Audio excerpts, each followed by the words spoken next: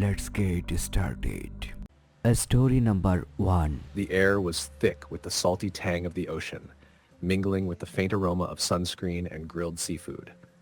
Anna had been looking forward to this trip for months, a solo vacation to a remote coastal village where the tourists were few and the sunsets painted the sky in hues of fire and gold. After months of grueling work and a painful breakup, she craved solitude, a chance to heal amidst the serene backdrop of waves and sand. Her Airbnb was a quaint wooden cabin perched on a cliffside, overlooking the sea. It was rustic but charming, with creaky floorboards and a wraparound porch. The owner, a wiry old man named Elias, had met her upon arrival. His smile revealed missing teeth, but his demeanor was warm, if a bit peculiar. "Stay out of the caves," Elias had warned as he handed her the keys. His voice carried an edge that made her pause. "The tides are unpredictable, and there's been incidents." Anna had nodded politely, dismissing his words as the ramblings of an overcautious local. She wasn't here for cave exploration anyway. Her itinerary consisted of beach walks, reading, and doing absolutely nothing. The first few days were blissful. She wandered the shoreline, collecting smooth pebbles and letting the waves lap at her ankles.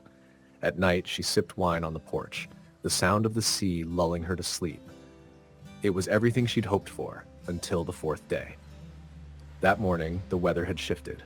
The sun, previously unyielding in its brilliance, was obscured by dense gray clouds.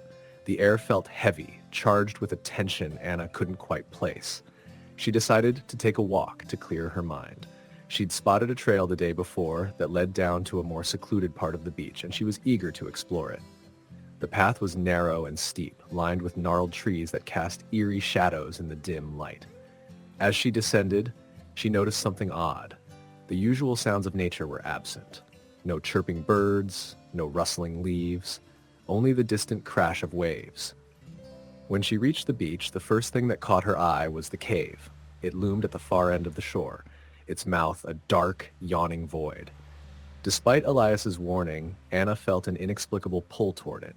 She reasoned with herself it wouldn't hurt to take a quick look. The entrance was damp and slick, the air inside cooler than she expected. She turned on her phone's flashlight, the beam slicing through the darkness. The walls were covered in strange markings, not quite natural, but not entirely human either. They resembled symbols, spirals, and jagged lines etched deep into the rock. She felt a shiver run down her spine, but pushed forward, curiosity outweighing caution. Deeper into the cave, the air grew colder. The sound of the waves faded, replaced by an unsettling silence. Anna suddenly felt the oppressive weight of the darkness around her. Her light flickered, casting distorted shadows that seemed to move on their own. She told herself it was her imagination, but the feeling of being watched was undeniable. Then she saw it, a figure, hunched and pale, at the edge of her light. It moved with an unnatural gait, retreating further into the shadows as if teasing her to follow.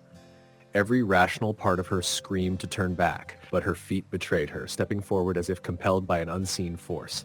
"Hello?" she called out, her voice trembling. It echoed eerily, the sound bouncing off the cavern walls. No response.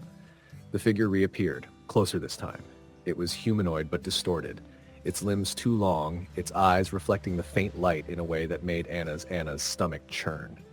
Panic surged and she turned to run, only to find the path behind her was no longer the same. The entrance was gone, replaced by an endless corridor of rock. Her breathing quickened as she stumbled through the labyrinth, the markings on the walls seeming to pulse with a faint, malevolent glow. She could hear it now, the sound of something following her, its uneven steps echoing through the cave. It wasn't running, just stalking, as if it knew she couldn't escape. Anna's phone died, plunging her into complete darkness. Blindly, she felt along the walls, her hands scraping against the rough surface. The sound of her pursuer grew louder, closer. She could feel its presence now, a cold, suffocating aura that made her skin crawl. "Please," she whispered, though she didn't know who or what she was pleading with. And then, silence. The footsteps stopped. The air was still, heavy with dread. Anna froze, straining to hear anything over the pounding of her heart. A hand, cold, wet, and impossibly strong, gripped her arm. She screamed, the sound raw and primal, but it was cut short as she was yanked backward into the darkness. Anna woke up to the sound of waves. She was lying on the beach, the sky above her clear and blue.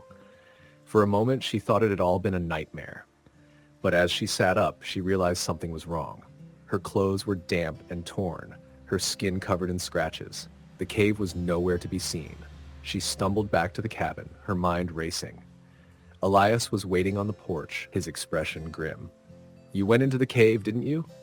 he said, his tone more accusatory than questioning. I don't know what happened," Anna stammered. "I got lost and someone," Elias shook his head. "You're lucky to be alive. Most who go in don't come out." Anna wanted to press him for answers, but his demeanor made it clear the conversation was over. That night, as she lay in bed, she couldn't shake the feeling that she wasn't alone. The shadows in the corners of the room seemed darker, deeper, as if something was lurking just beyond her sight. The rest of her vacation passed in a haze of paranoia. She avoided the beach, kept the cabin's doors and windows locked, and jumped at every creak and rustle. On her last night, as she packed her things, she found something tucked into the pocket of her jacket. A small, smooth stone etched with the same strange markings from the cave. She threw it into the ocean before she left. Back home, Anna tried to move on, convincing herself it had been a hallucination brought on by stress.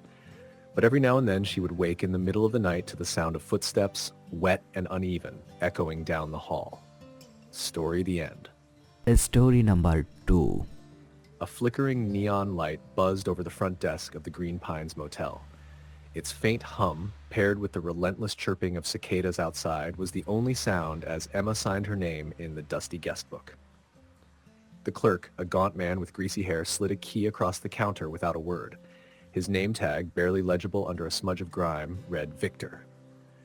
He watched her with hollow eyes, and she couldn't decide whether he was bored or quietly unnerving. Emma adjusted her backpack, glanced at the peeling wallpaper, and stepped into the humid night. It wasn't where she had planned to stay. The motel was a last resort after an unexpected detour had left her stranded on the back roads of Arkansas, miles from her intended route to New Orleans. Her phone had no signal, and the glowing vacancy sign of Green Pines had been a reluctant beacon of hope. Her room was at the far end of the building, tucked away from the main road. The key turned with a groan, and the door swung open to reveal a stale, dimly lit space. The bedspread was a patchwork of stains, the carpet a dull grayish green. Emma wrinkled her nose, but reminded herself it was just one night. She threw her bag onto the bed, locked the door, and drew the curtains shut. The drive had drained her, and she was too tired to dwell on the motel's eerie vibe. After a quick shower under a sputtering showerhead, she climbed into bed, scrolling through photos of her earlier stops until her eyes grew heavy. Somewhere in the middle of the night, a faint thud woke her. Her heart pounded as she lay frozen, straining to hear past the pounding silence. Thud! It came again, louder this time. It wasn't coming from outside, it was from inside the room. Emma sat up, her throat dry. The dim glow of the bedside lamp cast weak shadows across the room, and everything seemed in place. Her bag, the old dresser, the chair by the window.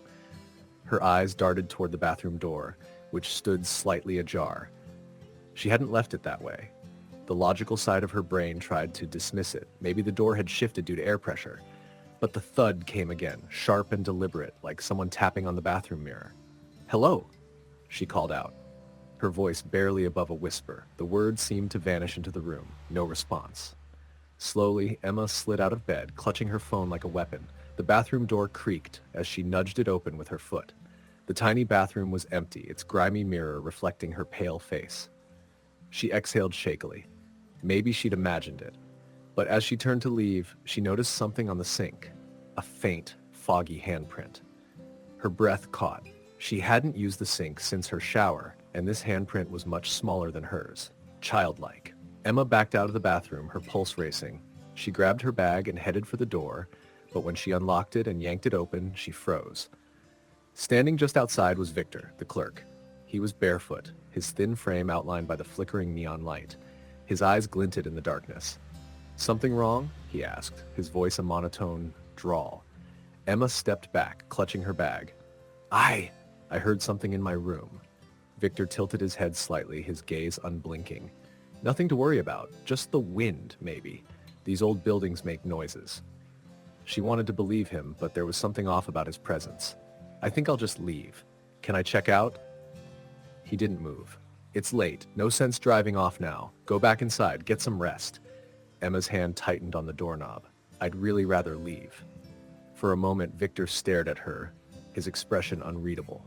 Then, without a word, he turned and walked back toward the office, disappearing into the shadows. Emma slammed the door shut, bolted it, and shoved a chair under the handle for good measure. Her hands trembled as she tried to calm herself. She'd leave at first light, she decided. For now, she just had to survive the night. But the noises didn't stop.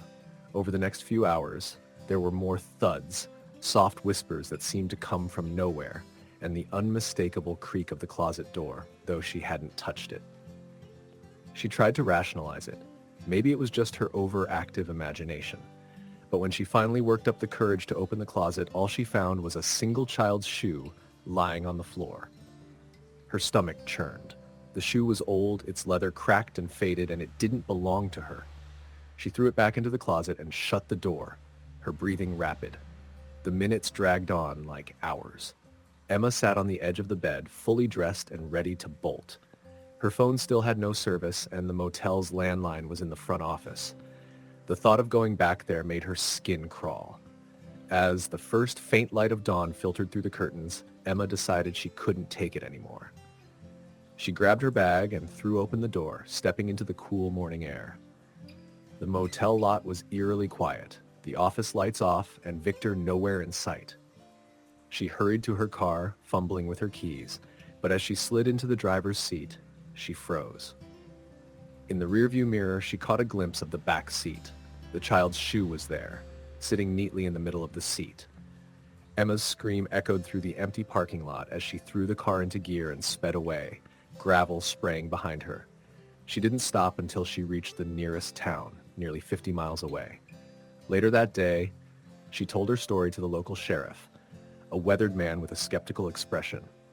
He nodded politely but didn't seem convinced. "There's no motel called Green Pines around here," he said finally. "Hasn't been for years. Burned down back in the 80s after some kind of tragedy. Few folks died in it. Nobody goes near that land now." Emma felt the blood drain from her face. She tried to protest, to insist she'd stayed there just last night to see that, but the sheriff only shook his head. "You must have gotten turned around, but I'd count yourself lucky you made it out okay." She didn't argue further. Her phone's GPS finally reconnected, and she followed it to her original route. But as she drove, she couldn't shake the image of the child's shoe or the eerie, hollow eyes of Victor staring back at her. Story the end. Story number 3. The plane touched down in Cancun just before sunset, bathing the tarmac in golden light. Sarah and Ben stretched as they disembarked, relieved to leave behind the stress of their routine in Chicago. The promise of a week-long vacation in a rented beachfront villa had kept them motivated through grueling work deadlines. They'd been planning this trip for months, eager for a slice of paradise. The rental car felt sticky and smelled faintly of damp fabric, but they didn't mind. They drove south along the coast, the GPS guiding them onto increasingly narrow roads. The final stretch took them through a dense patch of jungle, the road barely wide enough for one vehicle. "Are you sure this is right?" Sarah asked, her hands gripping her seatbelt. Ben glanced at the screen. "Yeah, it's supposed to be secluded. That's what makes it special." The villa appeared abruptly, nestled between palm trees and mangroves. Its whitewashed walls glowed in the fading sunlight. The property was bordered by a rusted gate hanging slightly ajar, and a gravel driveway led up to a modest house with large glass windows overlooking the ocean. "It's perfect," Sarah said, her earlier doubts melting away. They unloaded their bags and stepped inside. The interior was sparsely decorated but clean, with wicker furniture and a faint scent of salt water. Sarah opened the back doors to a small patio where a narrow path led directly to the beach. The sound of crashing waves filled the air. After unpacking, they settled in for the evening. Ben cooked pasta while Sarah lounged on the patio, sipping wine and watching the moonrise over the water. The isolation felt intoxicating, a welcome escape from the chaos of city life. That night, Sarah woke to the sound of footsteps. At first, she thought it was Ben. She rolled over, groggy, but his side of the bed was warm and he was still snoring softly. The footsteps came again, this time closer, accompanied by a faint crunch of gravel. Her stomach tightened. She reached out to shake Ben awake. "Ben," she whispered. "I think someone's outside." He groaned, half asleep. "Probably just an animal." "No," she insisted, her voice trembling. "It sounds like a person." Ben sat up, rubbing his eyes. They both froze as the footsteps stopped directly beneath their bedroom window. The curtains were drawn, but a faint shadow moved across them, outlined by the moonlight. Ben gestured for Sarah to stay quiet. He crept out of bed, grabbed the flashlight from his nightstand, and approached the window. He hesitated for a moment, then pulled the curtain aside in one swift motion. Nothing. The moonlit yard was empty. The bushes swayed gently in the breeze, but there was no sign of anyone. "See?" Ben said, his voice low. "Probably just the wind." Sarah wasn't convinced. "I swear I heard footsteps." He nodded. "Let's lock the doors, just in case." They spent the next 20 minutes double-checking every lock in the house. The villa had several sliding glass doors, and Sarah couldn't shake the feeling that they were too easy to break into. Eventually, exhaustion won out, and they returned to bed. But Sarah lay awake for hours, her ears straining for any sound. The next morning, the incident felt like a bad dream. They spent the day snorkeling and exploring nearby cenotes, their earlier fears fading with the sun-drenched adventure. By the time they returned to the villa that evening, Sarah felt foolish for overreacting, but as they ate dinner on the patio, the unease crept back. "Do you hear that?" Sarah asked, her fork paused midair. Ben frowned. "Hear what?" She tilted her head, listening. It was faint, but unmistakable, the sound of whispering carried on the wind. Ben stood and walked to the edge of the patio, scanning the darkened beach. "It's probably the waves," he said, though he sounded unsure. They retreated indoors, locking the doors again. Ben dismissed it as paranoia, but Sarah couldn't shake the feeling that they weren't alone. That night, the footsteps returned. This time, they were louder, more deliberate. Sarah sat bolt upright in bed, her heart pounding. Ben woke beside her, his face pale in the moonlight. "Okay," he whispered. "That's not an animal." The sound moved around the house, crunching through the gravel and brushing against the walls. It stopped at the front door, then started again near the patio. Ben grabbed the flashlight and a kitchen knife, his jaw set. "Stay here." "Ben, no," Sarah pleaded, gripping his arm, but he shook her off gently. "I'm just going to check. Stay inside." He slipped out of the bedroom, leaving Sarah trembling under the covers. She strained to hear his movements, but the sound of the footsteps drowned everything else out. Minutes passed, then 10, then 20. "Ben?" she called softly. No answer. Panic surged through her. She grabbed her phone and turned on the flashlight, creeping toward the door. Her breath came in shallow gasps as she moved through the darkened house, every creak of the floorboards making her flinch. "Ben?" she whispered again, her voice cracking. The sliding glass door to the patio was open. She froze, her flashlight beam shaking. He'd locked it. She was sure of it. Something moved in her peripheral vision. She swung the light toward it, catching a glimpse of a figure slipping into the shadows beyond the patio. She backed away, her hands trembling. "Ben?" she tried again, her voice barely audible. A sound came from the kitchen. A soft, wet thump. She turned the light toward the counter and dropped the phone with a gasp. Ben's flashlight lay there, smeared with blood. Sarah turned and ran. She didn't stop until she reached the car. Her hands fumbled with the keys as tears blurred her vision. Finally, the engine roared to life, and she sped down the narrow road, the jungle swallowing her in darkness. She didn't dare look back. When she reached the nearest town, she stumbled into the police station, her words tumbling over each other as she tried to explain. The officers exchanged skeptical glances, but sent a patrol car to investigate. They found the villa empty. There was no sign of Ben, no sign of blood. The officers told Sarah she must have been mistaken, that Ben had probably wandered off, drunk or disoriented. But Sarah knew better. She stayed in town for 2 days, hoping for news, but Ben never turned up. On the third day, she returned to Chicago alone, her dream vacation now a waking nightmare. Months later, Sarah received a package in the mail. It was unmarked with no return address. Inside was a single item, a blood-stained flashlight.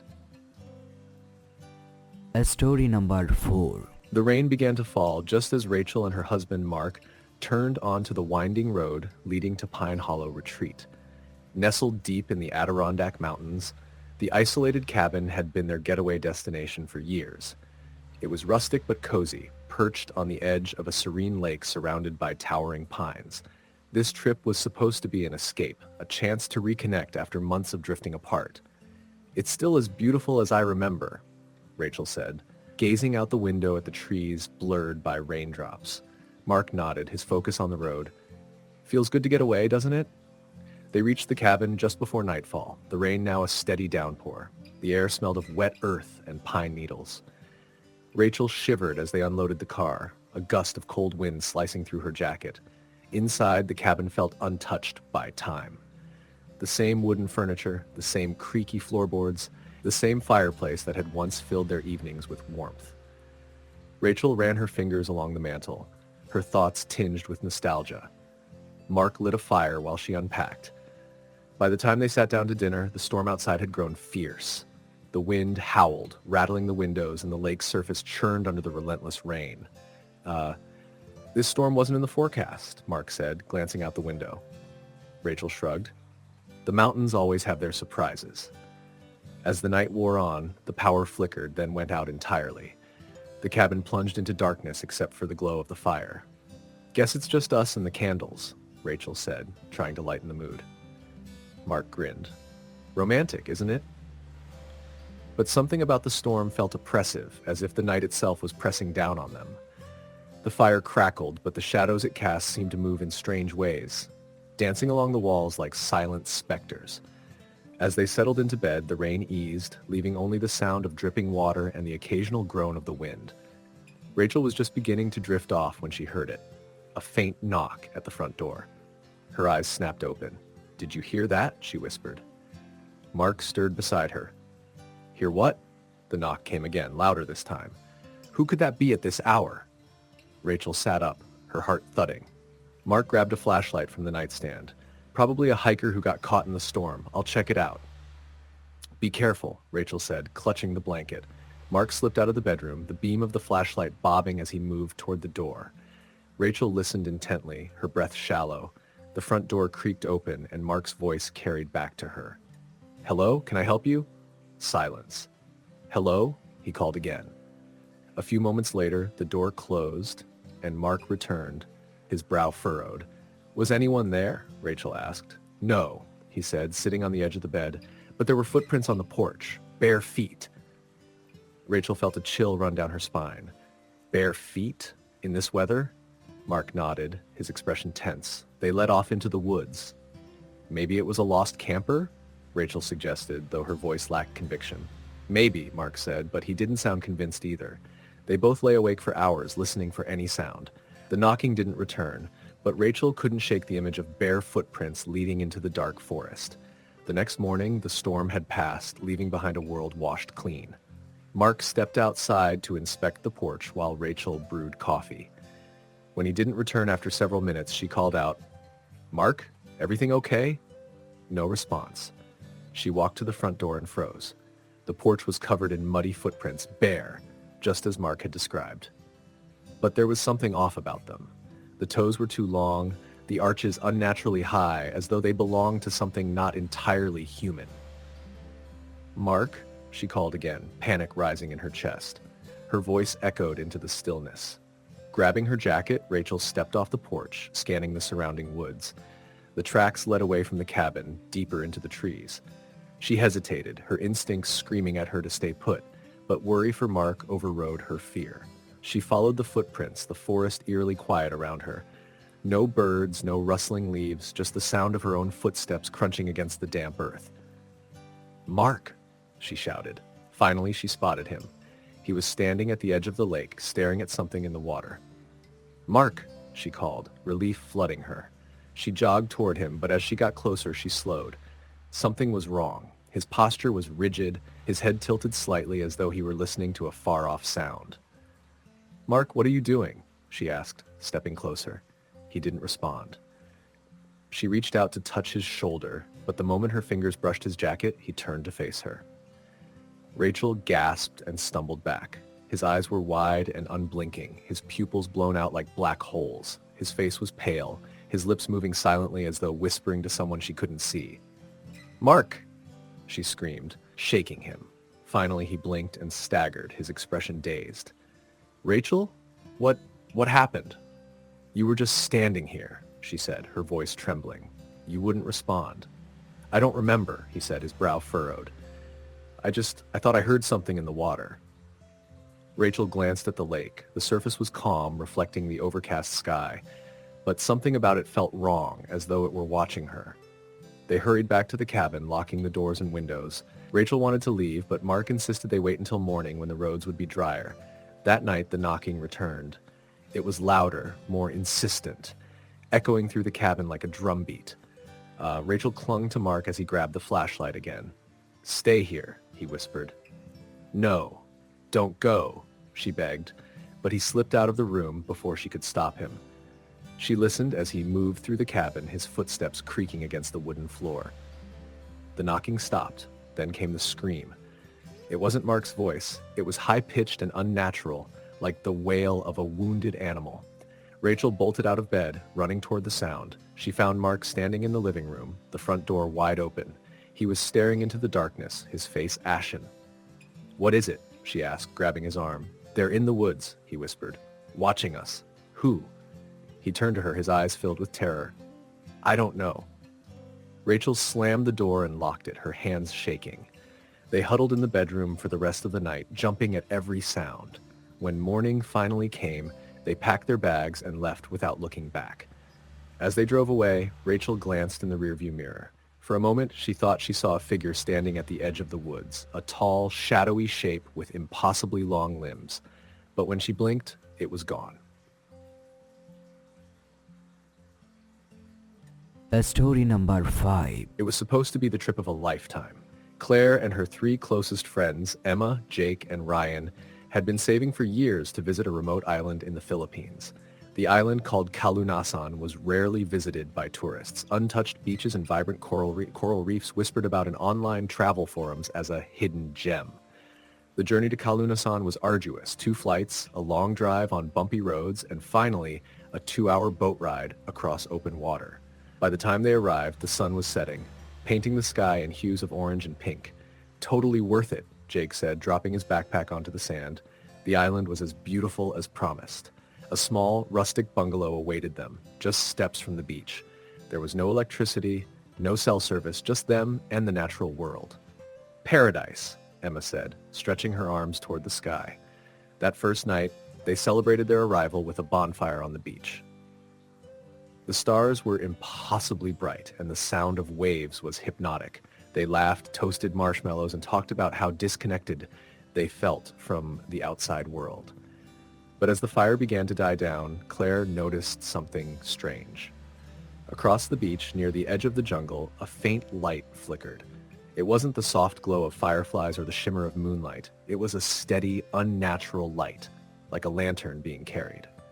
"Do you guys see that?" she asked, pointing. The others turned to look. The light disappeared.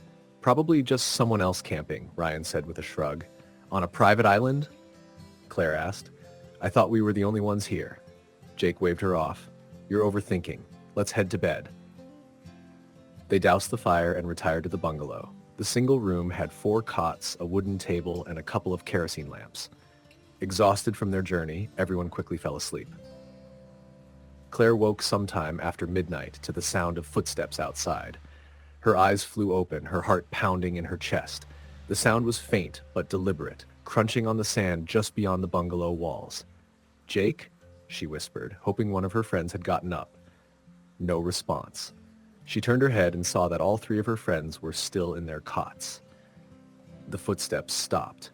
Claire lay frozen, straining to hear. For a few moments, there was only silence. Then came a soft tapping on the window, slow, deliberate, as though someone were testing the glass. She wanted to scream, but fear gripped her throat. Slowly, she turned her head toward the window. A shadow moved outside. "Guys," she hissed, her voice barely audible. Emma stirred. "What is it?" "Someone's outside," Claire whispered. Emma sat up, rubbing her eyes. The tapping came again, louder this time.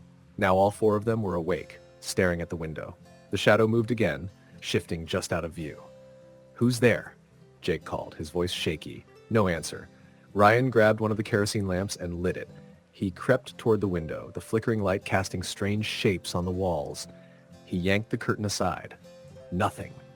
The beach outside was empty, bathed in the faint glow of moonlight. Probably just the wind, Ryan said, though he didn't sound convinced. The rest of the night passed uneventfully, but none of them slept well. The next morning, they found footprints in the sand outside the bungalow, barefoot with long, spindly toes. They led from the jungle to the window and then disappeared back into the trees.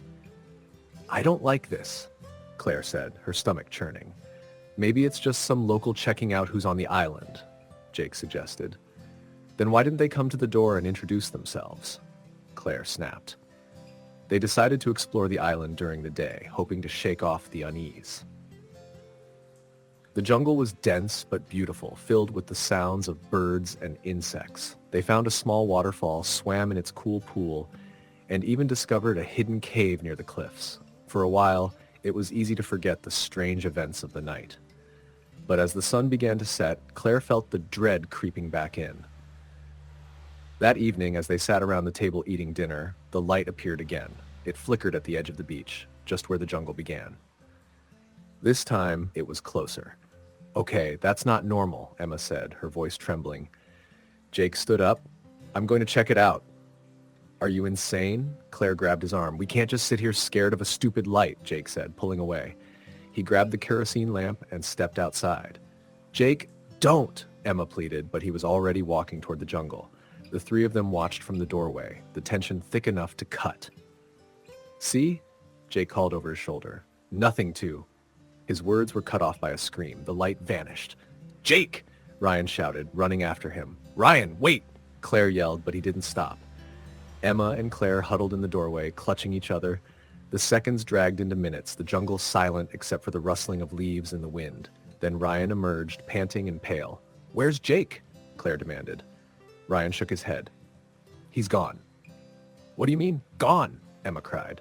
"I mean, he's not there," Ryan said, his voice cracking. "I found his lamp, but no sign of him. It's like he disappeared." Panic set in. They locked the bungalow doors and sat huddled in the center of the room, the kerosene lamps burning low. Every sound outside made them jump. Hours passed. Then, just before dawn, there was a knock at the door. It was soft at first, almost polite. "Jake?" Emma whispered, her eyes wide. The knock came again, harder this time. Ryan stood, clutching a piece of driftwood he'd found on the beach. He approached the door slowly, his hands trembling. "Who's there?" he called. No answer. He opened the door a crack, peering outside. A shadow loomed in the doorway, its face hidden in darkness. Long, thin arms reached out, and before Ryan could react, it lunged at him. The door slammed shut, and Ryan stumbled back, his face pale. "It's not Jake!" he shouted. The thing outside began pounding on the door, its blows shaking the bungalow. The sound was deafening, relentless. "Run!" Claire screamed. They grabbed their bags and bolted out the back door, sprinting toward the beach. The pounding stopped, but Claire didn't dare look back. They reached the boat and shoved it into the water, their hands shaking as they started the engine. The bungalow stood silent on the shore, the jungle dark and impenetrable behind it. As they sped away, Claire thought she saw a figure standing at the water's edge. It watched them go, its outline blurred by the morning mist. They never found Jake. Story number 6. The decision to rent the cabin was made on a whim. After months of grueling work schedules and endless city noise, Maya, her boyfriend Sam, and their two friends, Leah and Ethan, wanted nothing more than a quiet weekend in the mountains. The cabin, listed as rustic seclusion in Cedar Ridge, seemed perfect. No cell service, no Wi-Fi, just them and nature. The drive up was picturesque, winding roads flanked by towering pines and glimpses of distant peaks. They arrived just before sunset, the sky a soft gradient of gold and pink. The cabin was exactly as advertised. A simple wooden structure surrounded by dense forest, its only neighbor a crumbling tool shed about 50 yards away. "This is going to be great," Maya said as she stepped out of the car, breathing in the crisp mountain air. Sam grabbed the bags from the trunk. "Let's just hope it's not too rustic," he joked. Inside, the cabin was cozy but minimal. A small kitchen, a living area with an old stone fireplace, and 2 bedrooms with creaky twin beds. It wasn't luxurious, but it had charm. After unpacking, they lit a fire and cooked dinner, laughing as they told stories and shared drinks. By the time they went to bed, the silence outside was profound. No cars, no distant hum of electricity, just the occasional rustle of leaves in the wind. Maya woke around 3 a.m. to the sound of knocking. It was faint at first, almost hesitant. 3 soft taps against the cabin door. She froze, her heart pounding. Beside her, Sam was still fast asleep. She listened, holding her breath. The knocking came again, louder this time. "Sam," she whispered, shaking his shoulder. He groaned and rolled over. "What?" "Someone's at the door." He sat up, squinting in the darkness. The knocking continued, steady and deliberate. "Stay here," he said, swinging his legs over the bed. He grabbed his phone for light. It was useless for calling anyone, but still bright enough to guide him. Maya followed, despite his protests. In the living room, Leah and Ethan were already up, their faces pale in the dim glow of Ethan's flashlight. "Did you hear it too?" Leah asked. Sam nodded, moving toward the door. Probably just a lost hiker or something. He peered through the peephole, then turned back to them. Ethan frowned. "That's impossible. It was just..." Before he could finish, the knocking started again, this time on the window. They all turned. The curtains were drawn, but the sound was unmistakable. A quick, deliberate series of taps. Sam hesitated. "Whoever it is, they're messing with us." "Or they need help," Maya offered, though her voice was shaky. Sam moved to the window and yanked the curtain aside. The flashlight's beam illuminated nothing but empty forest. "See?" he said, though he didn't sound convinced. They stayed up the rest of the night, sitting in a tight circle in the living room with every light in the cabin turned on. The knocking didn't return, but the unease lingered. By morning, they tried to laugh it off. "Probably just some animal," Ethan said over breakfast, though he avoided making eye contact. The day passed uneventfully.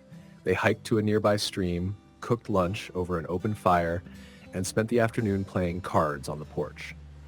By dusk, they'd almost convinced themselves that the night before had been nothing more than their imaginations. But as night fell, the tension returned. Around midnight, they were sitting by the fireplace when they heard it again. 3 sharp knocks, this time from the back door. Leah's hand flew to her mouth. "We locked that, right?" "I'll check," Sam said, though his voice wavered. He grabbed the flashlight and motioned for Ethan to follow. Maya and Leah huddled together, their eyes darting toward the windows. The forest outside felt suffocating, the darkness pressing against the glass like a living thing. A minute later, Sam and Ethan returned. "It's locked," Sam said, "and no one's out there." "Let's just go," Leah said, her voice shaking. "I don't care if we've only been here a day. This isn't normal." They all agreed, deciding to leave first thing in the morning when it was safer to drive down the winding mountain roads. But the knocking didn't stop. Over the next few hours, it moved. First the front door, then the windows, then the walls. Sometimes it was faint, almost playful. Other times it was loud, like someone pounding with their fists.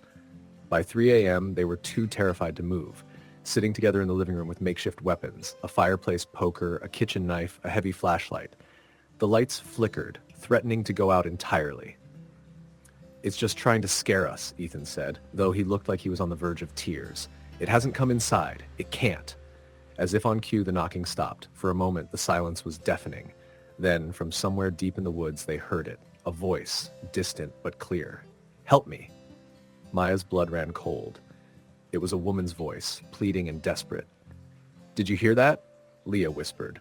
The voice came again, closer this time. "Please, someone help me." "We can't just ignore that," Ethan said, standing up. "What if it's real?" "It's not," Maya said firmly, grabbing his arm. "No one's out there. It's trying to lure us." "How do you know?" Ethan shot back.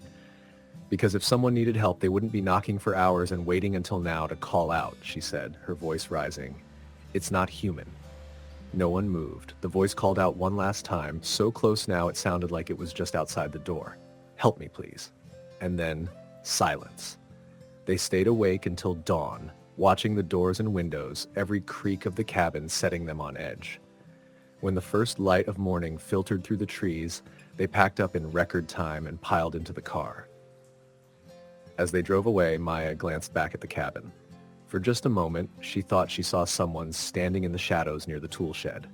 A figure too tall, too thin, with a face that seemed to blur when she tried to focus on it. She didn't say anything, turning back to face the road as the cabin disappeared behind them. They never talked about what happened that weekend. None of them ever went back. Story number 7. The ocean was supposed to be her escape. After a year of heartbreak and stress, Julia booked herself a solo trip to a coastal village she'd read about in a travel magazine. It wasn't a popular destination, no sprawling resorts or tourist-packed beaches, just a small, sleepy town tucked into the cliffs with white sand beaches and crashing waves. The village of Kamina felt like stepping back in time. Narrow cobblestone streets wound past weathered stone cottages and fishing boats bobbed in the harbor. Julia's accommodation was a quaint beachfront house, small but charming, with a porch that overlooked the ocean. The first 2 days were blissful. She spent her mornings walking along the shore, her afternoons lounging in the sun with a book, and her evenings eating fresh seafood at the only restaurant in town. The locals were friendly but distant, nodding politely when she passed. It was exactly the solitude she'd been craving. On the third evening, as the sun dipped below the horizon, Julia decided to take a walk along the beach. The sky was streaked with shades of orange and purple, and the tide was low, revealing a series of tide pools scattered across the sand. As she wandered, she noticed something strange in the distance. Near the water's edge, a figure stood motionless. It was hard to make out any details in the fading light, but the person seemed to be staring out at the ocean. Julia hesitated. She hadn't seen anyone else on the beach all day. The village was so small that she'd started to recognize the faces of the few people who lived there, but this figure didn't look familiar. Still, it wasn't unusual for someone to enjoy the view, she reasoned. She continued walking, keeping her distance. The figure didn't move. As she drew closer, she realized it wasn't just their stillness that was unsettling. It was their posture. Their arms hung unnaturally straight at their sides, and their head was tilted slightly, as if straining to hear something. Julia's footsteps faltered. Something about the figure felt wrong. She turned back toward her cottage, her skin prickling as if she were being watched. When she glanced over her shoulder, the figure was gone. That night, Julia struggled to sleep. The sound of the waves, which had been soothing on her first nights, now seemed ominous, a constant roar that filled the silence. Around midnight, she thought she heard something, a faint tapping at her window. She sat up, her heart racing. It was probably just the wind, she told herself, or maybe a branch brushing against the glass. Except there were no trees near her cottage. She didn't move for what felt like hours, staring at the window, waiting for the sound to come again. But the night remained quiet. The next morning, she decided to ask one of the locals about the figure she'd seen on the beach. At the small cafe near the harbor, she struck up a conversation with an older man named Matteo, who had served her coffee the day before. "Have you ever seen someone on the beach at night?" she asked casually, trying to mask her unease. Matteo's expression darkened. "Why do you ask?" Julia hesitated, then told him about the figure she'd seen, careful not to sound too dramatic. Matteo listened, his weathered face unreadable. Finally, he spoke. "Stay off the beach after dark," he said. His tone was firm, almost a warning. "It's not safe." Julia frowned. "Why not?" He hesitated, as if weighing whether to tell her. "There are stories," he said finally, "old stories about things that come from the sea, things that don't belong here." She couldn't tell if he was serious or trying to scare her. "Like what?" Matteo shook his head. "Just stay inside. Lock your doors." She laughed nervously, unsure how else to respond. But the look in Matteo's eyes stayed with her. That evening, Julia stayed on her porch, watching the waves from a safe distance. The beach was empty, the tide higher than before, the water churning violently. As the sun set, the shadows grew longer, stretching across the sand like fingers. Around midnight, she heard it again, the tapping at her window. This time, it was louder, more deliberate. Julia's breath caught in her throat. She crept to the window and peeked out, her hands trembling. The beach was empty, the ocean glowing faintly under the moonlight. She let out a shaky breath and turned back toward her bed. A sharp knock echoed through the room. Not the window this time. The front door. Her blood ran cold. Who would come to her cottage at this hour? She stayed frozen, her ears straining for any sound. "Julia," a voice called from the other side of the door. Her heart nearly stopped. The voice was familiar, Sam's, her ex-boyfriend. But that was impossible. Sam was hundreds of miles away and she hadn't told him about this trip. "Julia," the voice called again, softer this time. "It's me. Let me in." "No," she whispered, her voice trembling. "You're not real." The knocking grew louder, more insistent. "Julia, please, I need to talk to you."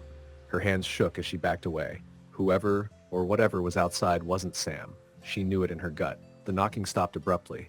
Then came the tapping at the window again, faster this time, like fingers drumming against the glass. Julia didn't sleep that night. She sat in the corner of the room with her back to the wall, clutching her phone even though it had no signal. The noises stopped just before dawn. When morning finally came, she packed her things and left without looking back. As she drove through the village, she caught a glimpse of Mateo watching her from the cafe. He nodded solemnly, as if he knew exactly why she was leaving. Julia never returned to Camina, and though she tried to forget, she sometimes dreamed of the ocean, its endless waves, its vast, unknowable depths, and the figure that had stood so still at the water's edge. Story the end. Story number 8. It was supposed to be a dream honeymoon. Emma and Ben had spent months planning their trip to a remote cabin in the Appalachian Mountains, away from the noise and chaos of the city. The brochure promised total isolation and nature's tranquility, which sounded like exactly what they needed after the stress of wedding planning. The cabin was everything they hoped for, a cozy two-story structure surrounded by dense forest with a stunning view of the valley below. The property was so secluded that the nearest town was a 45-minute drive down winding, unpaved roads. It was perfect. The first day passed in blissful quiet. They unpacked, explored the trails behind the cabin, and cooked dinner together, laughing as they burned their first attempt at grilling over an open flame. That night, they sat on the porch under a blanket of stars, the air crisp and cool. "This is perfect," Emma said, leaning into Ben's shoulder. "I told you it would be," he replied, kissing the top of her head. They went to bed that night, feeling more at peace than they had in months. The next morning, Ben woke early and decided to go for a jog on the trail they'd found the day before. Emma stayed behind, still half asleep, promising to have coffee ready when he got back. She watched him disappear into the trees, his bright red hoodie the last thing she saw before the forest swallowed him. She started the coffee pot and wandered out to the porch, enjoying the silence. The view was breathtaking, the valley below blanketed in a soft morning mist. But as the minutes ticked by, an unease began to creep in. Ben had been gone for nearly an hour, and the trail they'd explored wasn't that long. By the time 2 hours had passed, Emma was pacing the porch, her mind racing. She grabbed her phone, but there was no signal, something they'd known and joked about when they arrived. She thought about driving to town for help, but what if Ben returned while she was gone? Finally, she decided to follow the trail herself. She grabbed a flashlight, even though the morning light was still strong, and set off, calling Ben's name as she walked. The trail was eerily quiet. The only sounds were the crunch of her boots on the dirt and the occasional rustle of leaves in the wind. She called out again and again, but there was no response. About a mile in, she found something that made her blood run cold. Ben's red hoodie, snagged on a low-hanging branch. The fabric was torn, as if it had been ripped away. "Ben!" she screamed, her voice cracking with panic.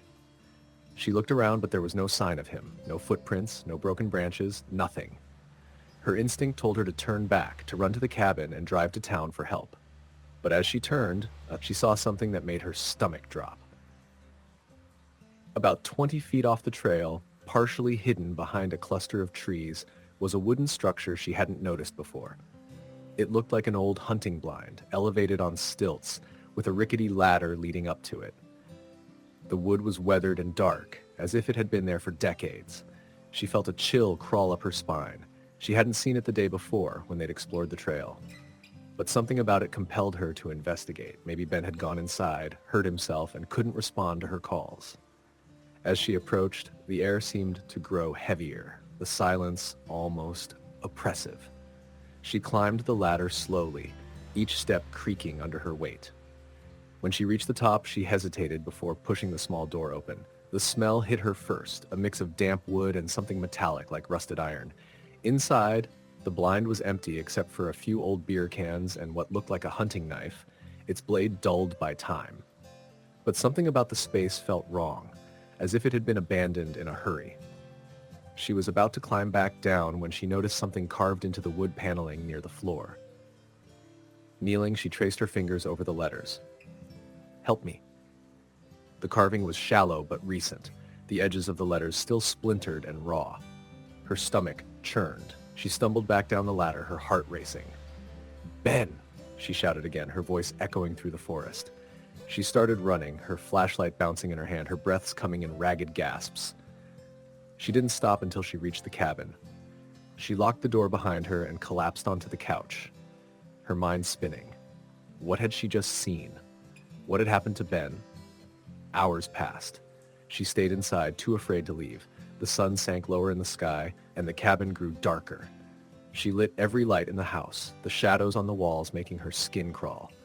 And then, just as the last rays of daylight disappeared, she heard it, footsteps on the porch. "Ben?" she called, her voice shaking. She ran to the window and looked out, but no one was there. The footsteps continued, moving slowly, deliberately. They circled the cabin, the sound of heavy boots crunching against the gravel path. Emma backed away from the window, her breath coming in shallow gasps. She grabbed the hunting knife they'd left on the kitchen counter earlier, clutching it tightly. The footsteps stopped. For a moment, there was silence. Then came a soft knock at the door. Her stomach twisted. The knock came again, louder this time. "Who's there?" she managed to choke out. There was no response, only the sound of the doorknob rattling as if someone was trying to open it. She ran to the door and pressed her back against it, her entire body trembling. "Ben, if that's you, say something," she screamed. The rattling stopped. For a moment, the silence returned, thick and suffocating. Then, from just outside the door, she heard a voice. "Emma, let me in." It was Ben's voice, but something about it was wrong. It was flat, devoid of emotion, like someone mimicking him. "Emma," the voice repeated. "It's me. Open the door." Tears streamed down her face as she gripped the knife tighter. "Go away," she shouted. Like the voice paused, and then it laughed, a low, guttural sound that sent a shiver down her spine. The footsteps moved again, retreating into the distance. Emma didn't sleep that night. She stayed by the door, knife in hand, jumping at every creak and groan of the cabin. When the first light of dawn broke through the windows, she grabbed her car keys and ran to the car, not daring to look around. She drove straight to the nearest town, tears streaming down her face. At the sheriff's station, she told them everything. A search party was organized, and they combed the woods for days. They found no trace of Ben. The only thing they discovered was the old hunting blind, its walls covered in dozens of carvings. Most were indecipherable, but one phrase was repeated over and over. "It's in the trees." Emma never went back to the cabin. She sold her wedding ring to cover the cost of moving to a new city far from the mountains. But even now, years later, she still dreams of the forest, of the sound of footsteps circling her in the dark, and a voice that wasn't quite Ben's calling her name.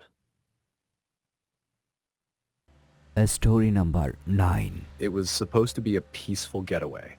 Sarah and her boyfriend Adam had been dating for a little over a year, and both had agreed that they needed to escape the demands of their hectic lives. They found an isolated cabin deep in the woods of Oregon, far from any major towns or cities. The listing promised complete seclusion, no Wi-Fi, and no distractions. Just a beautiful forest, a lake nearby, and a place to unwind. Sarah was sold immediately. They arrived on a Friday evening, the cabin standing alone among towering trees. The air was crisp and a slight breeze rustled through the forest. The entire area felt untouched, like something out of a dream. The inside of the cabin was rustic but cozy, wooden beams, a stone fireplace, and large windows that opened up to sweeping views of the surrounding woods. The kitchen was stocked with everything they needed, and the living room featured a leather couch and a big screen TV. After settling in, they made dinner and sat on the porch, enjoying a bottle of wine while watching the sunset behind the trees. The isolation was exactly what they needed. No cars, no people, just peace. That night, Sarah fell asleep quickly, lulled by the sound of crickets outside and the crackling of the fire in the living room. But around 2 a.m., she woke up to something unusual, a faint scratching noise coming from outside the cabin. She sat up in bed, straining her ears to listen. The noise wasn't rhythmic like the wind in the trees. It was deliberate, like something was scraping against the wall. "Adam," she whispered, nudging him. He groaned but didn't wake. The scratching continued for a few more moments and then suddenly stopped. Sarah laid back down, telling herself it was probably an animal, that maybe a raccoon or a deer brushing against the wall. The sound was unsettling, but it was probably nothing to worry about. Still, she kept the blankets tightly pulled around her as she drifted back to sleep. The next morning, Sarah tried to put the noise out of her mind. Adam was already up and making coffee, a pot of eggs sizzling in the kitchen. The morning light streamed in through the windows, bathing the cabin in warmth. "You sleep okay?" Adam asked, turning to her with a grin. "Yeah," she replied, still feeling a little uneasy. "But did you hear anything weird last night?" Adam paused, raising an eyebrow. "What do you mean?" "Like a scratching sound," she explained. "I thought I heard something outside the window. It stopped after a minute." Adam shrugged, pouring himself a cup of coffee. "Probably just a raccoon or something. It's the woods. Stuff happens." But even as he said it, Sarah couldn't shake the feeling that something was off. The woods around the cabin were incredibly quiet, almost unnervingly so. The trees stood still, the only sound the occasional breeze. It was the silence that bothered her. They spent the day hiking the trails near the cabin, visiting a nearby lake, and enjoying the scenery. But Sarah couldn't ignore the strange feeling that had settled in her chest. When they returned to the cabin that evening, she noticed that the area around the back door had been disturbed. Dirt was scattered near the steps, and a few of the flower pots had been knocked over. She tried to convince herself that it was just the wind, or maybe a deer, but the anxiety gnawed at her. That night, as they sat in front of the fire, Sarah's unease grew. Every small noise seemed amplified in the quiet of the cabin. The sound of the wind howling outside, the creaking of the floorboards, the flicker of the fire, it all felt too loud, too alive. "You all right?" Adam asked, noticing her tense posture. "I'm fine," she said, forcing a smile. "Just feeling a little on edge, I guess."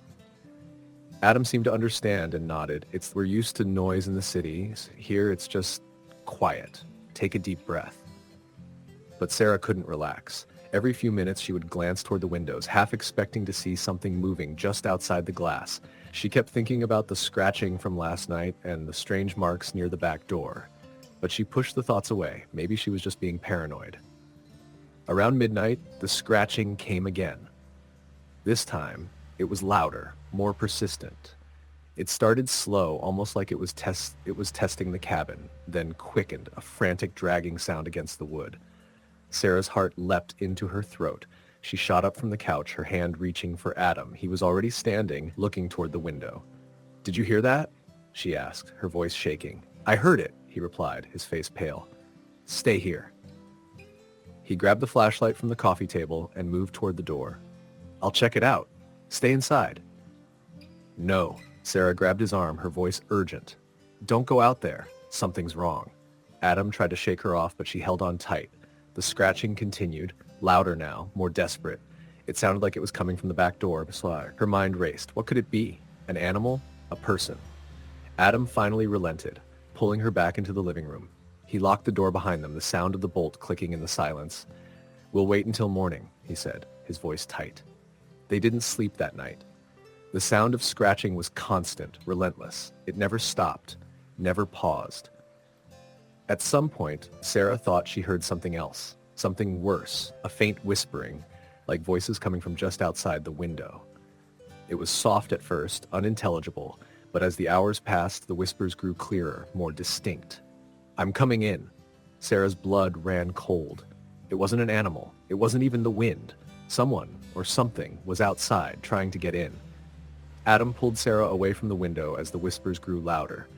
They backed into the corner of the room, their hearts racing, hands trembling. The air felt thick, like the world outside had turned hostile.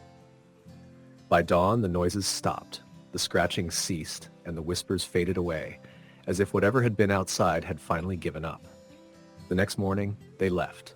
They packed their things in a daze, the cabin now feeling suffocating and wrong. When they checked the back door, they found that the lock had been tampered with. The scratches on the wood were deeper than before, and there were fresh, muddy footprints near the door. As they drove away, Sarah looked back at the cabin, its windows dark and empty.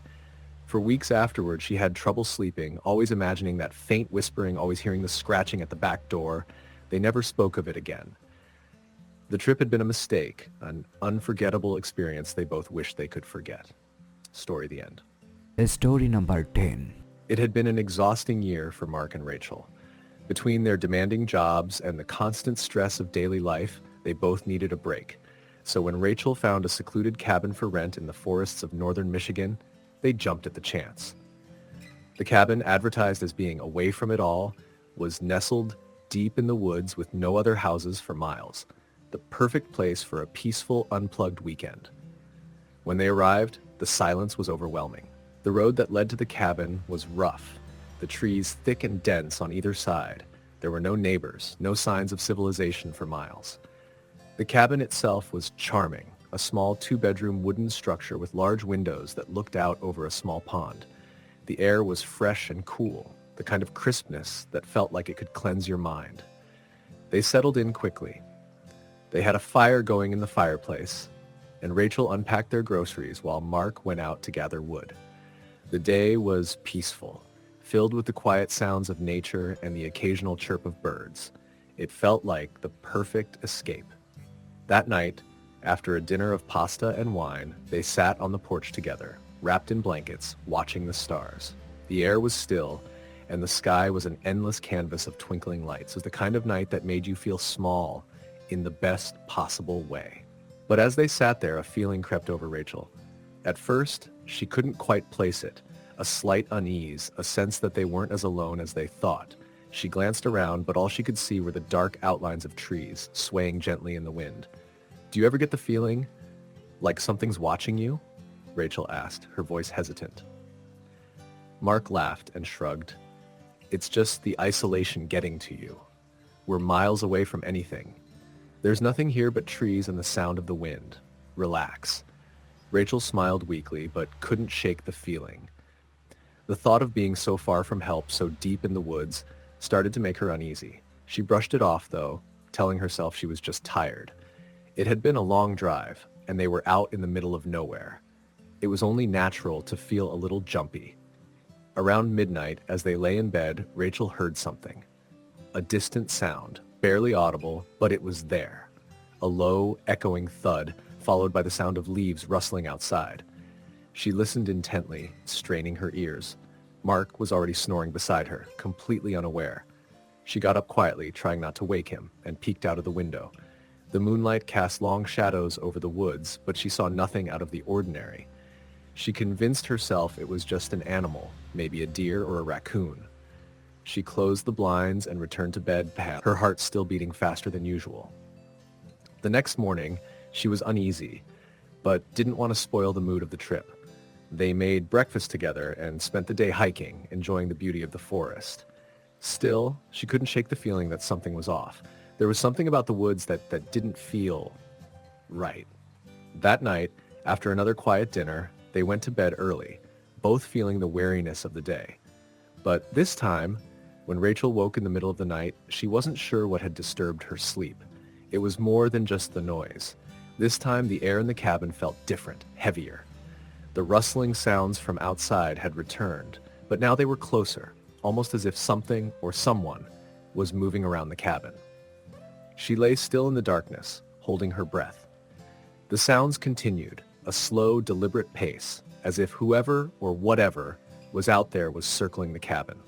The low thud of footsteps against the earth, a faint scraping sound like something being dragged across the ground, and then a sudden loud bang on the window. Rachel gasped and sat up straight, her heart hammering in her chest. She shook Mark awake. "Mark! Mark, wake up!" she whispered urgently, her voice trembling. Mark groggily opened his eyes. "What's wrong?" "I heard something. Someone's out there." He listened for a moment, but the cabin was silent. The sounds had stopped. "You're imagining things," Mark said, rubbing his eyes. "It's probably just a raccoon or a tree branch falling." Rachel didn't respond. She couldn't shake the feeling that something was wrong. That was no raccoon. She tried to calm herself down and get back to sleep, but every little sound made her jump. Her eyes darted around the room, her mind racing with possibilities. What if someone was out there, waiting for the right moment to come inside? The night dragged on in tense silence. Rachel lay awake, her body rigid, listening for any sign of movement. The rest of the night passed without incident, but she didn't feel safe. The next morning, Mark noticed that the window near the porch had been left open, the blinds slightly askew. He had definitely closed it the night before, but now it was ajar, as though someone had opened it while they were asleep. "Did you open this?" he asked Rachel, his voice uncertain. Rachel shook her head. "I didn't touch it." Mark frowned and went outside to inspect the area around the cabin. When he came back in, his face was pale. "There are fresh footprints around the cabin," he said quietly. "Big ones, too big to be from a deer or anything else around here." Rachel's stomach sank. "What do you mean?" "I mean, someone was out there. Someone who shouldn't be." The unease that had been gnawing at Rachel for days finally solidified into fear. Something wasn't right. She wanted to leave, but Mark insisted they stay one more night, convinced that it was just an overactive imagination. He convinced her they would be fine. That night, they locked all the doors and windows, but the scratching sounds returned. This time they were louder, more persistent. Something, or someone, was methodically testing the windows and doors. The sounds moved around the cabin, circling it like a predator. Rachel held her breath, gripping the edge of the bed. Mark remained calm, trying to reassure her, but even he couldn't ignore the growing sense of dread. Finally, after what felt like an eternity, the sounds stopped. But it wasn't the stillness of nature. It was the kind of silence that made you want to scream. Then came the knock. It was soft at first, just a light tap against the door. Rachel's heart leaped into her throat. She looked at Mark, who was already moving toward the window to peer outside. There was nothing. The porch was empty. Another tap, louder this time, and then the voice. "Let me in." It was a whisper, but it was clear. A voice that was not Mark's, not anyone's they knew. Mark didn't waste another second. He grabbed Rachel's hand and pulled her toward the back door. They bolted out of the cabin, running blindly into the woods, away from whatever was out there. The drive back to the nearest town was filled with tense silence, the car speeding down the winding road with no regard for safety. When they finally reached the first motel, they stayed there, too scared to return to the cabin. In the morning, they called the police, but when they returned to the cabin with an officer, everything was as they had left it. No signs of forced entry, no traces of the footprints, but neither of them could forget the voice. To this day, they avoid secluded cabins. And sometimes, when they're deep in the woods, they still hear the faintest sound of something moving in the distance, a soft tap against the trees, a whisper on the wind. Story the end.